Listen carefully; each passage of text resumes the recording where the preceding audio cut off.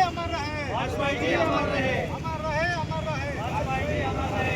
भारत माता की जय, भारत माता की जय। अमर रहे, अमर रहे, साधिద్దాం వాజ్పేయి గారి ఆశయాలను, సాధిద్దాం వాజ్పేయి గారి ఆశయాలను।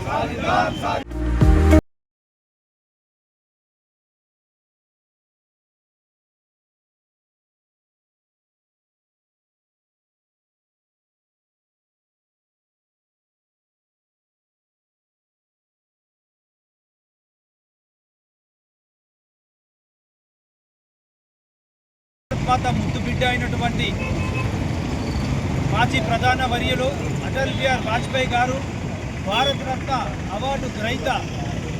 ఈరోజు వారి యొక్క జయంతి వేడుకలు భారతీయ జనతా పార్టీ బోధన్ పట్టణ శాఖ ఆధ్వర్యంలో అంబేద్కర్ చౌరస్తాలో వారి చిత్రపటానికి పూలమాల వేసి నివాళులు అర్పించడం జరిగింది.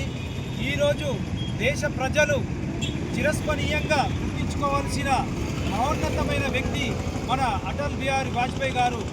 వారు భారతదేశం ముందు తర్వాతనే రాజకీయాలని చెప్పడం జరిగింది.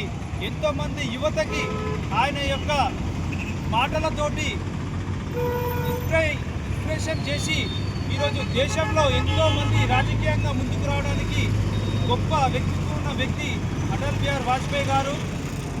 ఒకరోజు మన దేశం పైన కార్గిల్ యుద్ధం జరుగుతున్నప్పుడు చైనా మరియు అమెరికా కలిసి పాకిస్తాన్కు మద్దతు తెలిపి భారతదేశాన్ని భయపెట్టాలని చూస్తే కూడా ధీశాలైనటువంటి ధైర్యశాలైనటువంటి అటల్ బిహారీ వాజ్పేయి గారు నా దేశం కోసం నేను దేనికి కూడా వెనుకాడనని చెప్పేసి అమెరికా, చైనా, పాకిస్తాన్కు ఎదురుగా నిలబడి పోరాటం చేసి సైనికులకు ఎంతో మనోధైర్యాన్ని ఇచ్చి ఆ యొక్క కార్గిల్ యుద్ధాన్ని గెలిచి భారతదేశానికి ఒక మంచి సూచన ఇవ్వడం జరిగింది.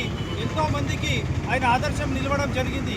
కావున అలాంటి ఒక మహానుభావుడి యొక్క విగ్రహాన్ని కూడా బోధన్ పట్టణంలో పెట్టాలని చెప్పేసి మేము భారతీయ జనతా పార్టీ తరఫున ఈరోజు ప్రభుత్వం వారికి డిమాండ్ చేస్తూ ఉన్నాము. అలాగే ఆయనని ఆదర్శంగా తీసుకొని ఈరోజు దేశ యువత కూడా దేశం కోసం రాజకీయాలకు వచ్చి ఎంతో సేవ చేయాలని ఈ యొక్క సందర్భంగా తెలియజేస్తూ ఈరోజు వారి పుట్టినరోజు సందర్భంగా గవర్నమెంట్ హాస్పిటల్లో రోగులకు పండ్ల పంపిణీ కార్యక్రమం కూడా నిర్వహించడం జరిగింది.